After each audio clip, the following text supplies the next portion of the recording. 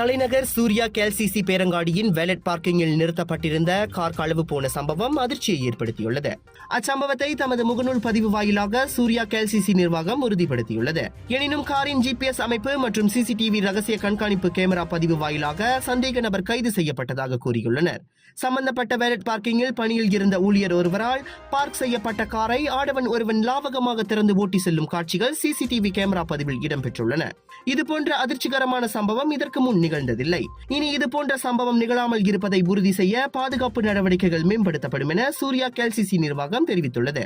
முன்னதாக கேல்சிசி வாலெட் பார்க்கிங்கில் தனது Honda HRV வாகனத்தை நிறுத்த சொல்லிவிட்டு அதன் சாவியை ஒப்படைத்து சென்ற ஜாக்காய் சீன் எனும் நபர் திரும்ப வந்து பார்த்தபோது தமது வாகனத்தை காணவில்லை என முகநூலில் பதிவிட்டதை தொடர்ந்து அச்சம்பவம் அம்பலமானது. பின்னர் அந்த வாகனம் சுபாங்கில் அடையாளம் காணப்பட்டதாகவும் அந்த பதிவில் குறிப்பிடப்பட்டுள்ளது. சம்பந்தப்பட்ட வாகனத்தின் சாவி வேலட் பார்க்கிங் நிறுவனத்திடம் பத்திரமாக இருந்தது குறிப்பிடத்தக்கது.